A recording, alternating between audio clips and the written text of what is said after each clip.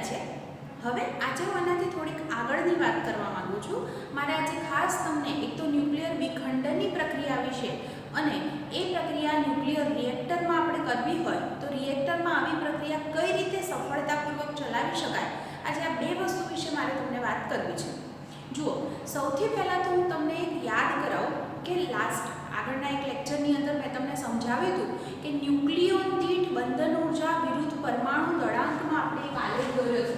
Binding energy પર ન્યુક્લિયોન વિરુદ્ધ પરમાણુ દળાંકનો આલેખ જે હતો એ કંઈક આપણને આવી રીતે કંઈક મળતો હતો અને જેની અંદર આપણે એવું સમજ્યા હતા કે Feનું જે ન્યુક્લિયસ છે એના માટે ન્યુક્લિયોન દીઠ બંધન ઉર્જાનું મૂલ્ય સૌથી વધારે છે, જ્યારે શરૂઆતના ન્યુક્લિયસ કે જેનો દળાંક 30 કરતાં ઓછો હોય અને જેનું 170 કરતાં વધારે છે એ બધા માટે ન્યુક્લિયોન દીઠ બંધન ઉર્જાનું મૂલ્ય પ્રમાણમાં ઓછું છે અને વચગાળાના ન્યુક્લિયસ છે એના માટે આ મૂલ્ય જે છે એ લગભગ અચળ છે એવું કીધું હતું।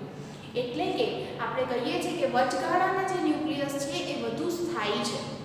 તો જો તમે એવું કરો કે ધારો કે અહીંયા આગળના એટલે આપણે એવું વિચાર્યું હતું કે જેનો દળાંક 240 છે એવા ન્યુક્લિયસને કોઈક રીતે તોડી અને જો બે ટુકડામાં વિભાજિત કરી દઈએ આપણે તો 120 દળાંકવાળા બે ટુકડા જે બનશે એ વચગાળાના ન્યુક્લિયસ તૈયાર થશે જે વધુ સ્થાયી છે અને આવી જે પ્રક્રિયા છે એને ન્યુક્લિયર વિખંડન પ્રક્રિયા તરીકે ઓળખવામાં આવે છે।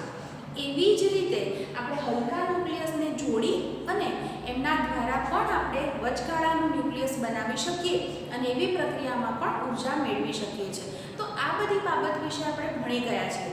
હવે આવું વિખંડન અથવા સંલયન વિશે વિચાર કેમ કરવો પડે છે એનું કારણ તમે કોઈ રાસાયણિક દ્રવ્યની વાત કરો ને તો એ પોતે જેટલી ઉર્જા ઉત્પન્ન કરી શકે એના કરતાં એટલું જ દ્રવ્યમાનવાળું જો કોઈ ન્યુક્લિયર દ્રવ્ય લઉં, ઉદાહરણ આપો એટલે ખબર પડશે, ન્યુક્લિયર દ્રવ્ય લઉં તો એના કરતાં મિલિયન ગણી કહી શકાય એવી ઉર્જા એ ઉત્પન્ન કરી શકે છે। હું તમને ઉદાહરણ કહું છું, સમજો।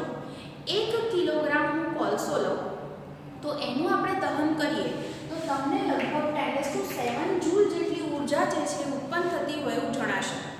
એની સામે હું 1 કિલોગ્રામ યુરેનિયમ લઉં છું। જો જથ્થો મેં સરખો જ લીધો, કોલસો પણ 1 કિલોગ્રામ છે, યુરેનિયમ પણ 1 કિલોગ્રામ છે, તો એ હું 1 કિલોગ્રામ લઉં છું તો મને એના દહન દ્વારા 10⁴ જૂલ, જો તમે ગુણોત્તર લઈ જુઓ 10⁷ ગણો થયો તો આટલી જે ઉર્જા છે એ તમને મળે છે। એટલા માટે જ આપણે અહીંયા આગળ આવી વિખંડનની પ્રક્રિયા વિશે પહેલાં વાત કરવાના છીએ, કારણ કે કુદરતી રીતે તો અમુક જે દ્રવ્યો છે એ પોતાનામાંથી આપમેળે ઉત્સર્જન કરે જ છે, બરાબર, પણ આપણે કૃત્રિમ રીતે પણ વિખંડનની પ્રક્રિયા કરવા માંગીએ છીએ। જેમ હમણાં કીધું કે 240 દળાંકવાળું ન્યુક્લિયસ છે એને આપણે જો કોઈક રીતે તોડી અને ટુકડામાં વિભાજિત કરી શકીએ અને એ દ્વારા આપણે ઉર્જા મેળવી શકીએ છીએ। તો હવે હું તમને એ વસ્તુ સમજાવવા માંગુ છું કે આપણે ન્યુક્લિયર વિખંડનની જે પ્રક્રિયા છે એ પ્રક્રિયા વિશે થોડું સમજીએ। જુઓ, આપણે અહીંયા આગળ વિખંડન શબ્દ બોલીએ ને તો વિખંડનનો શબ્દ થાય તોડવું, આવું હું વિચારી શકું। સૌથી સારામાં સારું એના માટે જો આપણી પાસે કોઈ દ્રવ્ય હોય તો એ છે યુરેનિયમ। યાદ રાખો, યુરેનિયમના સમસ્થાનિકો છે યુરેનિયમ 235, યુરેનિયમ 238, પણ એમાંથી વિખંડનીય દ્રવ્ય હોય એ છે યુરેનિયમ 235। તમે યુરેનિયમ 238નું વિખંડન એટલે કે એને તોડી અને ટુકડામાં વિભાજિત કરી શકતા નથી। કોનું વિખંડન શક્ય છે એટલે કે વિખંડનીય દ્રવ્ય કોણ છે તમને ઓપ્શન આપેલા હોય તો એમાંથી હંમેશા યાદ રાખજો યુરેનિયમ 235 છે એ વિખંડનીય છે। એટલે આપણે શું કરીએ છીએ પ્રયોગશાળાની અંદર આ યુરેનિયમ લઈએ 92-235 અને એના પર ન્યુટ્રોનનો માળો ચલાવીએ એટલે આ યુરેનિયમ શું કરશે, આ ન્યુટ્રોનનું શોષણ કરી દે એટલે 92-236 બને। જો અહીંયા આગળ સરવાળો ખ્યાલ આવશે। ત્યારબાદ આ જે ન્યુક્લિયસ બને છે એ પોતે ઉત્તેજિત અવસ્થામાં હોય છે અને ત્યાંથી પછી એ બે ટુકડામાં વિભાજિત થાય છે। હું અહીંયા આગળ અલગ અલગ 3 પ્રક્રિયાઓ લખું છું। જરૂરી નથી કે એ જ પ્રક્રિયા થાય, કોઈ એક જ પ્રક્રિયા થાય એવું જરૂરી નથી। આ 3માંથી કોઈ પણ પ્રક્રિયા થઈ શકે એટલે કે કોઈ પણ નિપજ અહીંયા આગળ આપણને મળી શકે છે। તો જોતા જાઓ, અહીંયા આગળ એક શક્યતા છે કે તમને બેરિયમ અને ક્રિપ્ટોન મળે અને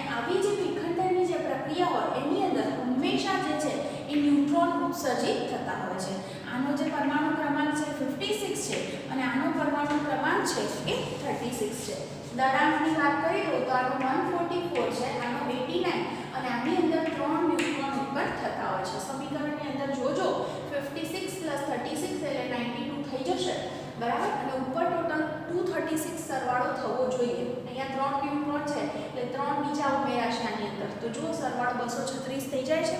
તો અહીંયા આપણે એનો અર્થ એવો થયો કે 56 ક્રમાંક વાળું અને 36 ક્રમાંક હોય એવા બે અહીંયા આગળ તત્વ છૂટા પડ્યા અને જોડે જોડે 3 ન્યુટ્રોન પણ છૂટા પડે છે.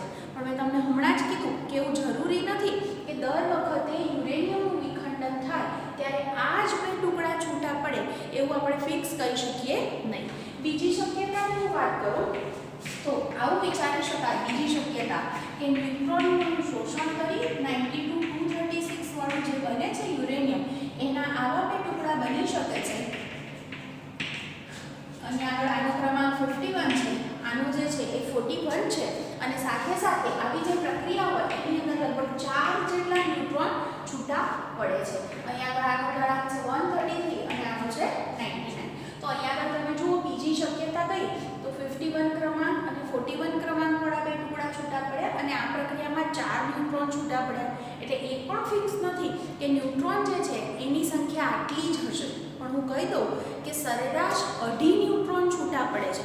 2.5 એટલે અડધો ન્યુટ્રોન ક્યારેય ન હોય, પણ એવું હોય કોઈ પ્રક્રિયામાં 2 ન્યુટ્રોન છૂટા પડે, કોઈકમાં 3 છૂટા પડે, તો સરેરાશ આપણે કહી શકીએ 2.5 ન્યુટ્રોન છૂટા પડતા હોય છે. ત્રીજી પણ એક શક્યતા છે કે યુરેનિયમ 92 235 છે, ન્યુટ્રોનનું શોષણ કરશે, શું બનાવશે 236. તો આની અંદરથી બીજી શક્યતા છે કે તમે કહી શકો અહીંયા આગળ આ બે ટુકડા છૂટા પડે અને જોડે જોડે બે ન્યુટ્રોન પણ અહીંયા આગળ છૂટા પડશે. બંનેના ક્રમાંક અને દળાંકની વાત કરીએ તો આનો છે 54 છે, આનો છે 38 અને દળાંકો તો આનો છે 140 અને આનો છે 94. જો સરવાળો કરી જુઓ થઈ જવા જોઈએ. ઓકે, તો આનો અર્થ એવો થયો કે આ 3 પ્રક્રિયાઓ અહીંયા આગળ શક્ય છે. તો આવી રીતે વિખંડન થઈ અને આટલા ટુકડા જે છે એ છૂટા પડી શકે છે. તમે એક વસ્તુ જુઓ, ક્રમાંક 36 થી શરૂ કરી, પરમાણુ ક્રમાંક 36 થી શરૂ કરી અને 56 હોય એવા ટુકડા જનરલી જે છે એ છૂટા પડે છે અને સાથે સાથે ન્યુટ્રોન પણ છૂટા પડતા હોય છે. અને આવી જે પ્રક્રિયા છે એમાં બહુ જ બધી ઉર્જા મુક્ત થતી હોય. આશરે એવું કહેવાય કે એક વિખંડનની પ્રક્રિયા દીઠ યાદ રાખજો લગભગ 200 મેગા ઇલેક્ટ્રોન વોલ્ટ 200 MeV જેટલી ઉર્જા છૂટી પડે છે. અને એ જે ઉર્જા હોય એ તમને આ જે નિપજો મળે છે એ નિપજોની ગતિ ઉર્જા સ્વરૂપે મળતી હોય છે. તો અહીંયા આગળ આ રીતે તમને નિપજો મળશે, એ પોતે પણ આવી રીતે જે છે એ રેડિયોએક્ટિવ હોય અને પોતાનામાંથી ક્રમશઃ ઉત્સર્જન કરી અને પછી એ સ્થાયી ન્યુક્લિયસની અંદર ફેરવાય છે.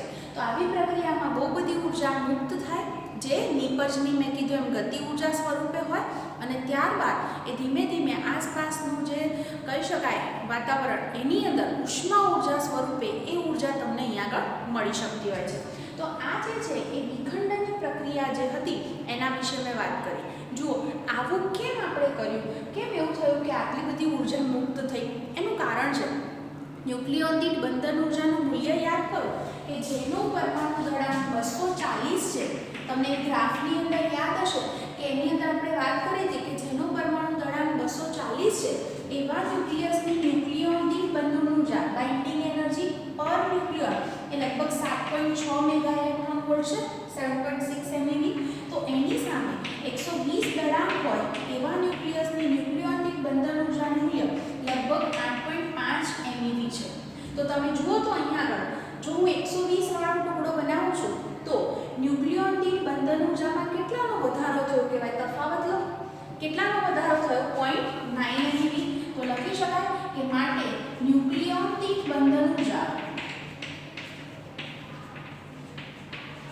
એમાં થતો વધારો કેટલો થયો કહેવાય, તો શું લખી શકું અહીંયા આગળ 0.9 MeV જેટલો. આ તો એક ન્યુક્લિયોન દીઠ છે, પણ આવા કેટલા છે 240 છે આપણી પાસે.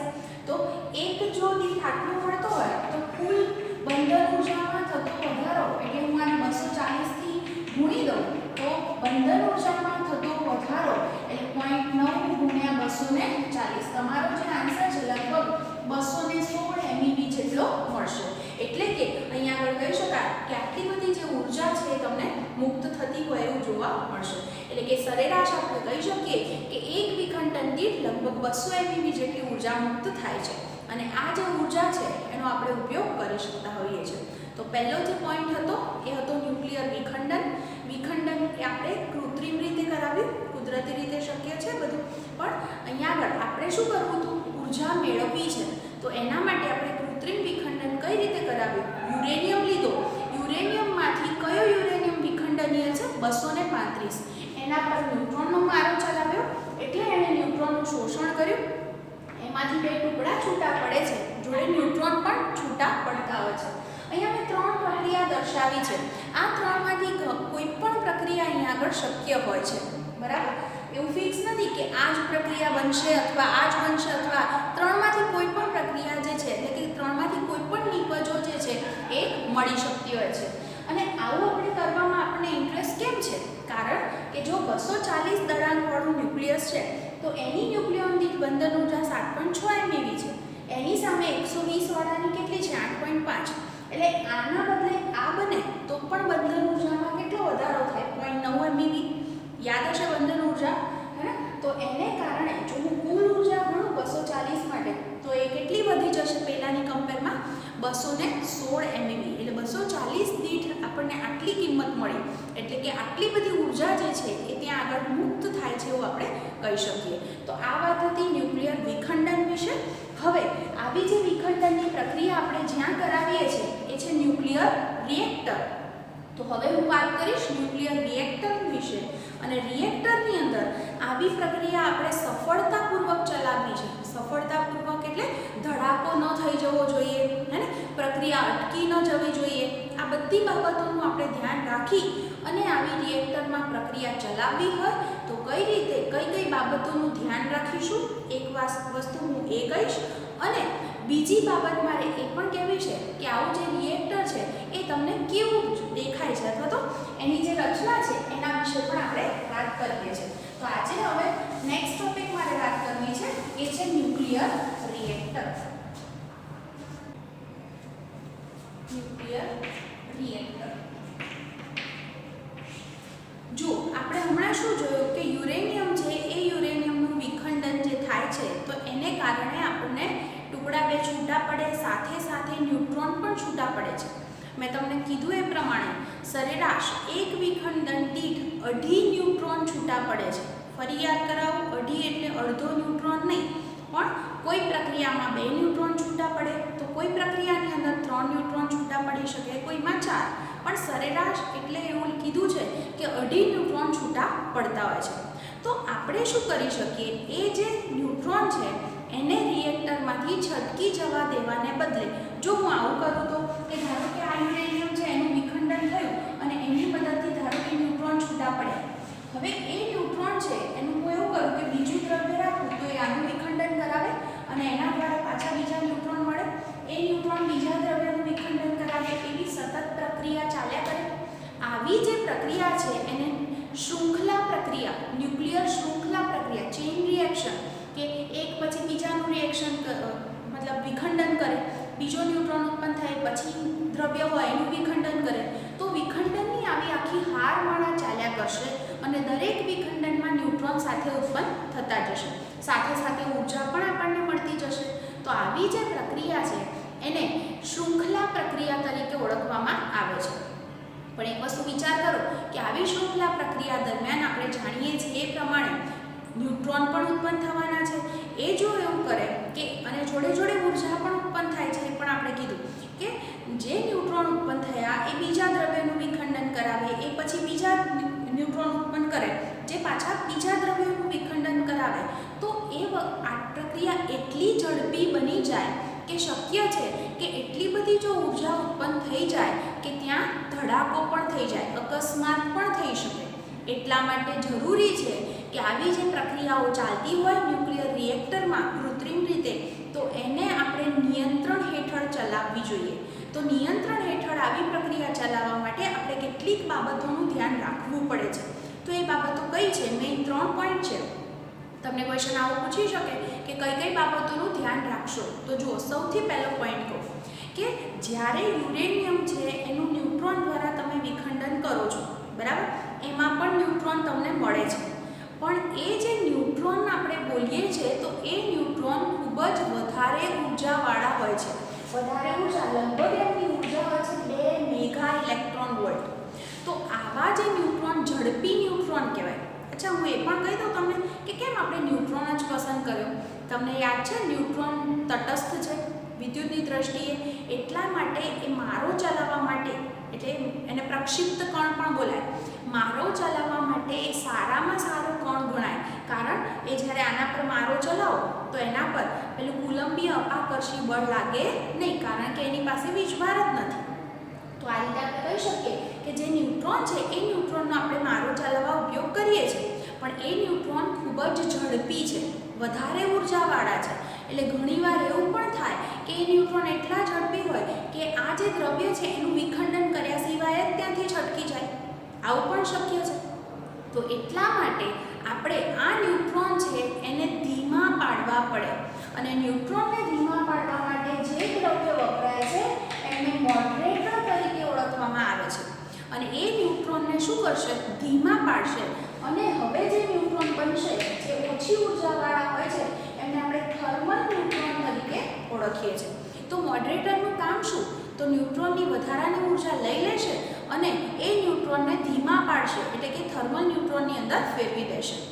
તો અહીંયા આગળ મોડરેટર તરીકે તમે શું વાપરી શકો? તો એક તો ભારે પાણી વાપરી શકાય D2O, પછી સાદું પાણી પણ વાપરી શકો છો, અને ગ્રેફાઇટનો ઉપયોગ પણ આપણે ત્યાં આગળ કરતા હોઈએ છીએ. એટલે મોડરેટર તરીકે આ 3 વસ્તુનો ઉપયોગ આપણે કરીએ છીએ: સાદું પાણી, ભારે પાણી અથવા ગ્રેફાઇટ. આમાંથી તમે કોઈ પણનો ઉપયોગ કરી શકો છો. તમને ભાભા એટોમિક રિસર્ચ સેન્ટર વિશે ખબર હશે, તો ત્યાં આગળ જે રિએક્ટર છે, તો એ રિએક્ટરની અંદર આપણે મોડરેટર તરીકે સાદું પાણી છે એનો આપણે ઉપયોગ કરીએ છીએ. તો અહીંયા આગળથી પહેલો પોઈન્ટ આ હતો કે ન્યુટ્રોનને ધીમા પાડવા પડશે અને એના માટે મોડરેટરનો ઉપયોગ આપણે કરીશું. બીજું, રિએક્ટરની દિવાલો કેવી બનાવવી પડે? ન્યુટ્રોન પરાવર્તક. એનું કારણ છે કે શક્ય છે કે ન્યુટ્રોન છે એ છટકી જાય નહીં, અને એના માટે એ રિએક્ટરની અંદર જ રહી શકે, એટલા માટે એની દિવાલો કેવી બનાવવી પડે? ન્યુટ્રોન પરાવર્તક. એટલે કે ન્યુટ્રોન એને ભેદીને નીકળી જવા જોઈએ નહીં, જેથી કરી અને આપણે વિખંડનની અંદર એનો ઉપયોગ કરી શકીએ. કારણ કે દર વખતે પ્રક્રિયાની અંદર ન્યુટ્રોન ઉત્પન્ન થવાના છે, તો એને આપણે છટકી જવા દેવા નથી, એનો ઉપયોગ આગળ કરવો છે માટે. તો એક વસ્તુ આ હતી. બીજો પોઈન્ટ કહું, આવી જ્યારે પ્રક્રિયાઓ ચાલતી હોય ત્યારે રિએક્ટરની અંદર તાપમાન ખૂબ જ વધી જાય છે. જ્યારે રિએક્ટરની અંદર તાપમાન બહુ વધી જાય તો એને કારણે પણ શક્ય છે કે બહુ બધી ઉષ્મા ઉર્જા ઉત્પન્ન થાય, તો એને કારણે એવું પણ થાય કે ત્યાં આગળ વિસ્ફોટ પણ થઈ શકે. તો એટલા માટે આપણે ત્યાંનું તાપમાન ઘટાડવું પડે, અને તાપમાન ઘટાડવું માટે એટલે કે તમારે મોડરેટરને પણ ઠંડા પાડવા પડશે. જેનું તમે વિખંડન કરો છો એ વિખંડનીય દ્રવ્ય જે છે એને પણ તમારે ઠંડા પાડવા પડે. તો એના માટે આપણે જે દ્રવ્યો વાપરીએ છીએ એને શીતકો તરીકે ઓળખવામાં આવે છે. શીતક તરીકે તમે સાદું પાણી વાપરી શકો છો, બરાબર. પછી પ્રવાહી સોડિયમ ધાતુનો પણ તમે ઉપયોગ કરી શકો છો. તો આ આપણે શીતકોનો આ રીતે ઉપયોગ કરીએ છીએ. એ શું કરશે? ત્યાં આગળથી મોડરેટરને અને જે આપણે ત્યાંનું તાપમાન વધી ગયું હોય તો શીતકો દ્વારા આપણે એને ઘટાડી શકીએ. તો બીજો પોઈન્ટ આ હતો કે આપણે શીતકોનો ઉપયોગ કરીએ છીએ. ત્રીજી બાબત કહું કે પ્રક્રિયા જ્યારે ચાલતી હોય ત્યારે કોઈ પણ તબક્કે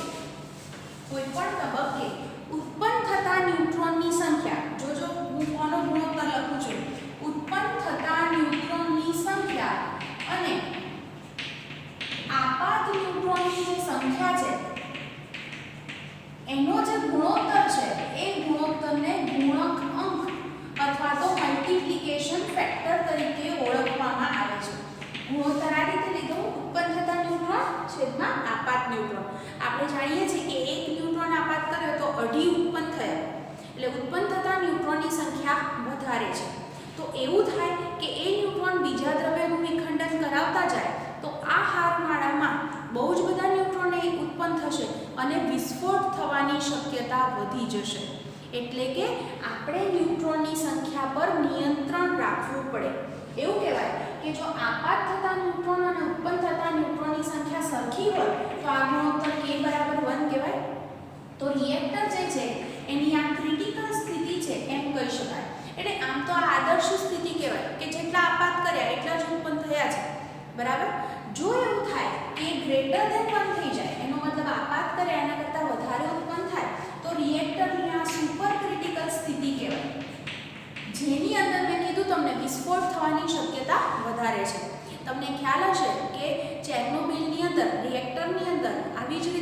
વિસ્ફોટ થયો હતો અને એ વિસ્ફોટ થવાને કારણે જે એમાંથી રેડિયો એક્ટિવ વિકિરણ ને બધું નીકળે તો એ ખૂબ જ વર્ષો સુધી આપણને નુકસાન પહોંચાડી શકે છે. એટલા માટે આ બધી બાબતોનું ધ્યાન રાખવું ખૂબ જ જરૂરી છે. તો અહીંયા આગળ મેં કીધું એ પ્રમાણે કે જે છે એનું મૂલ્ય 1 કરતાં પણ વધી જવું જોઈએ નહીં. તો એટલા માટે આપણે ન્યુટ્રોનની સંખ્યા છે એના પર નિયંત્રણ રાખવું પડે અને ન્યુટ્રોનની સંખ્યા પર નિયંત્રણ રાખવા માટે એની અંદર રિએક્ટરની અંદર નિયંત્રક સળિયાનો ઉપયોગ થાય છે. આ જે નિયંત્રક સળિયા હોય એ કેડમિયમના બનેલા હોય છે. તો એ સળિયા કેમ કેડમિયમના જ લીધા? કારણ કે કેડમિયમ છે એ ન્યુટ્રોનનું શોષણ કરી શકે છે. એટલે આ સળિયા આપોઆપ નિયંત્રિત હોય. એટલે રિએક્ટરની અંદર જ્યારે એવું થાય કે ન્યુટ્રોનની સંખ્યા વધી જાય છે ત્યારે એ સળિયા એની અંદર દાખલ થાય અને વધારાના ન્યુટ્રોનનું શોષણ કરી લેશે. તો આ રીતે તમે રિએક્ટરની અંદર જે આખી પ્રક્રિયા છે એને સફળતાપૂર્વક ચલાવી શકો છો. તો મેં તમને અહીંયા આગળ કેટલી બાબતોનું ધ્યાન રાખવું પડશે એ મેં 3 પોઈન્ટ છે એના વિશે કીધું. હું હજી એક વખત ફરીથી રિપીટ કરું. પહેલી વાત આપણે એવી કીધી કે સરેરાશ એક વિખંડન દીઠ 2.5 ન્યુટ્રોન છૂટા પડે એને આપણે રિએક્ટરમાંથી છટકી જવા દેતા નથી. એનો આપણે ફરીથી બીજા વિખંડન માટે ઉપયોગ કરીએ છીએ અને વિખંડનની આવી હારમાળા ચાલે છે કારણ દરેક વિખંડનમાં આપણને ન્યુટ્રોન મળતા જાય છે. એ પ્રક્રિયાને શું કીધી? ન્યુક્લિયર શૃંખલા પ્રક્રિયા.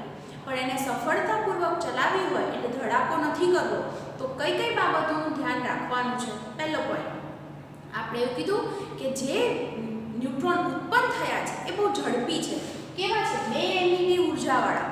તો એટલા ઝડપી જે ન્યુટ્રોન છે એ શક્ય છે કે વિખંડન કર્યા સિવાય છટકી જાય. તો એમને આપણે ધીમા પાડવા પડે અને ધીમા પાડવા જે દ્રવ્ય વપરાય એને શું કીધું આપણે? મોડરેટર. તો મોડરેટર શું કરે છે? ન્યુટ્રોનને ધીમા પાડી અને ધીમા ન્યુટ્રોનને શું કહેવાના? થર્મલ ન્યુટ્રોનમાં એ ફેરવી દે છે. મોડરેટર તરીકે શું વાપરી શકાય? સાદું પાણી, ભારે પાણી, ગ્રેફાઇટ, આ બધું. બીજો પોઈન્ટ એ પણ હતો કે આ ન્યુટ્રોનને છટકી જવા ન દેવા હોય રિએક્ટરમાંથી તો રિએક્ટરની દિવાલો કેવી બનાવવાની? ન્યુટ્રોન પરાવર્તક. એક વસ્તુ એ. બીજો પોઈન્ટ આપણે એવો કીધો કે રિએક્ટરની અંદર જ્યારે પ્રક્રિયા ચાલતી હોય ત્યારે બહુ બધી ઉર્જા ઉત્પન્ન થાય છે, હે ને? જે આપણે કીધું હતું કે નિપજની ગતિ ઉર્જા સ્વરૂપે હોય, પછી આસપાસના જે વાતાવરણ છે એની અંદર ઉષ્મા ઉર્જા રૂપે મળે. એનો અર્થ કે ત્યાંનું તાપમાન ખૂબ જ વધી જાય. તો એ તાપમાન ઘટાડવું પડે. ઘટાડવા માટે કયા દ્રવ્ય વાપરવાના? શીતકો. તો શીતક તરીકે તમે સાદું પાણી પણ વાપરી શકો છો અને પ્રવાહી સોડિયમ ધાતુ પણ વાપરી શકો છો જે એમને ઠંડા પાડશે. ત્રીજી વસ્તુ કીધી કે રિએક્ટરની અંદર ન્યુટ્રોનની સંખ્યા પર પણ કંટ્રોલ કરવો પડશે. કેમ? કારણ કે કોઈ પણ તબક્કે ઉત્પન્ન થતા ન્યુટ્રોનની સંખ્યા અને આપાત ન્યુટ્રોનની સંખ્યાનો ગુણોત્તર લઈએ જેને ગુણોત્તર કહેવાય. આદર્શ સ્થિતિ શું છે? એ બંને સરખા હોવા જોઈએ એટલે કે k = 1 હોવું જોઈએ. જો k greater than 1 થઈ જાય તો એને સુપર ક્રિટિકલ સ્ટેટ કહેવાય અને એવી સ્થિતિની અંદર રિએક્ટરની અંદર બહુ ઝડપી આ પ્રક્રિયા ચાલ્યા કરે તો વિસ્ફોટ પણ થઈ જાય એવું પણ શક્ય છે. એટલે ન્યુટ્રોનની સંખ્યાને નિયંત્રણ કરવા આપણે શેનો ઉપયોગ કરીએ છીએ? નિયંત્રક સળિયા. શેના બનેલા હોય? કેડમિયમ. તો એ શું કરે છે? રિએક્ટરની અંદર આપોઆપ જ્યારે ન્યુટ્રોનની સંખ્યા વધી જાય ત્યારે અંદર દાખલ થશે અને વધારાના ન્યુટ્રોનનું એ શોષણ કરી લેશે. તો આ રીતે આપણે પ્રક્રિયા સફળતાપૂર્વક ચલાવી શકીએ. તો હવે આવા કોઈક રિએક્ટર વિશે આપણે હવે વાત કરીએ. આ ક્વેશ્ચન પૂછાય તો એ સુધી તમારે લખવાનું રહેશે. ઓકે, હવે હું વાત કરું. જો મેં તમને હમણાં થોડીક વાર પહેલાં એવું કીધું કે યુરેનિયમના સંસ્થાનિક યુરેનિયમ 235 ને યુરેનિયમ 238 બેમાં તકલીફ શું છે એ હું સમજાવું. યુરેનિયમ 235 છે એ વિખંડનીય છે એટલે કે આનું વિખંડન શક્ય છે. ઓકે, પણ અને યુરેનિયમ 238 છે આનું વિખંડન શક્ય નથી. જ્યારે કુદરતમાં મેં તમને આનો ફર્સ્ટ લેક્ચર હતો એની અંદર કીધું હતું કે કુદરતમાં આપણને યુરેનિયમ મળશે તો એ એના સમસ્થાનિકોના મિશ્રણ સ્વરૂપે હશે. સમસ્થાનિકોના મિશ્રણ સ્વરૂપે હોય તો બધાનું પ્રમાણ કંઈક અલગ અલગ છે ટકામાં. તો હું તમને કહું, સૌથી વધારે પ્રમાણ યુરેનિયમ 238નું છે પણ 235નું પ્રમાણ ખૂબ જ ઓછું છે. ઓછું એટલે હું તમને કહું ને 0.7% જેટલું, એટલે ખૂબ જ ઓછું કહી શકાય. હવે આપણી તકલીફ જુઓ, આનું વિખંડન શક્ય છે તો એનું પ્રમાણ ઓછું છે, આનું વિખંડન થતું નથી પણ એનું પ્રમાણ વધારે છે. તો હવે આપણે શું કરી શકીએ? આપણે એક વચલો રસ્તો કાઢીએ કે જો આને કોઈક રીતે વિખંડન થઈ શકે એવા દ્રવ્યમાં ફેરવી દઈએ તો એવું જો આપણે દ્રવ્ય બનાવીએ તો આપણી પાસે જે વસ્તુ વધારે પ્રમાણમાં છે એનો આપણે ઉપયોગ કરી શકીએ. એનું કારણ છે કે આપણે ન્યુક્લિયર રિએક્ટર બનાવવામાં ઇન્ટરેસ્ટ એટલા માટે છે કે એના દ્વારા આપણે બહુ બધી ઉર્જા મેળવી શકીએ છીએ અને જેનો આપણે ઉપયોગ કરી શકીએ છીએ. તો ઉર્જા મેળવવી છે તો એના માટે આપણે જે વસ્તુઓનો ઉપયોગ કરીએ એટલી મોંઘી તો હોવી ન જોઈએ કે ઘાટ કરતાં ઘડામણ વધી જાય. એટલા માટે આપણે અહીંયા આગળ 238નો જ ઉપયોગ કરવો છે કારણ એનું પ્રમાણ વધારે છે આપણી પાસે એટલે. તો અહીંયા આગળ આના માટે આપણે શું રસ્તો કરી શકીએ? તો જુઓ, પહેલાં તો યુરેનિયમ જે છે 92-238 આના પર તમે થર્મલ ન્યુટ્રોનનો મારો ચલાવો એટલે આ જે યુરેનિયમ છે એ યુરેનિયમ 239 છે એ બનશે. હવે આ જે છે યુરેનિયમ 239 એ પોતાનામાંથી બીટા કણનું ઉત્સર્જન કરશે. તમે જાણો છો ઋણ બીટા એટલે કે ઇલેક્ટ્રોન ઉત્સર્જિત થાય તો જોડે એન્ટી ન્યુટ્રિનો પણ ઉત્સર્જિત થશે. તો જે નવું ન્યુક્લિયસ બને છે નેપ્ચ્યુનિયમ, તો જુઓ એનો પરમાણુ ક્રમાંક શું થઈ જશે? 93 થઈ જશે અને દળાંકમાં કોઈ ફેર પડશે નહીં. હવે આ જે નેપ્ચ્યુનિયમ જે બન્યો છે એ પણ ફરી પાછો પોતાનામાંથી આપણો પોતે રેડિયોએક્ટિવ છે પોતાનામાંથી પાછું એક બીટા કણનું ઉત્સર્જન કરશે તો નવું જે ન્યુક્લિયસ બનશે પ્લુટોનિયમ, તો એ પ્લુટોનિયમનો પરમાણુ ક્રમાંક શું થઈ જશે? 94. આ દ્રવ્ય પ્લુટોનિયમ છે એ વિખંડનીય છે તો આપણે શું કરી શકીએ? આનો હવે રિએક્ટરની અંદર ઉપયોગ કરી શકીએ. તો જુઓ આપણે શું રસ્તો કાઢ્યો? આનું પ્રમાણ આપણી પાસે વધારે હતું પણ વિખંડન શક્ય નહોતું તો આપણે એના પર ન્યુટ્રોનનો મારો ચલાવ્યો એટલે શું બની ગયું? યુરેનિયમ 239 જેમાંથી બીટાનું ઉત્સર્જન થઈ અને ન્યુક્લિયસ શું બને છે? નેપ્ચ્યુનિયમ. એ પાછું બીટાનું ઉત્સર્જન કરી અને પ્લુટોનિયમમાં ફેરવાય છે અને એ પ્લુટોનિયમ જે છે એનો ઉપયોગ એ વિખંડનીય છે આપણે રિએક્ટરની અંદર કરી શકીએ છીએ. તો રિએક્ટરની અંદર આવી રીતે કંઈક સ્થિતિ હોય આ એનો ગર્ભ ભાગ કહેવાય છે કે જેની અંદર અહીંયા આગળ તમે આ બધું વિખંડન દ્રવ્ય ભર્યું હોય એની અંદર આપણે આ નિયંત્રક સળિયા પણ રાખીએ છીએ. કેમ સળિયા રાખ્યા છે? કારણ કે આ રિએક્ટરનો જે ગર્ભ ભાગ છે જ્યાં આખી પ્રક્રિયા ચાલતી હોય ત્યાં જો એવું થાય ન્યુટ્રોનની સંખ્યા જો વધી જાય તો વધારાના ન્યુટ્રોનનું એ શોષણ કરી લેશે. અહીંયા આગળ આ જે રિએક્ટર છે એમાં અહીંયા આગળ આજુબાજુ જે છે એ મોડરેટર પણ હોય. કેમ મોડરેટર આપણે રાખ્યા હશે?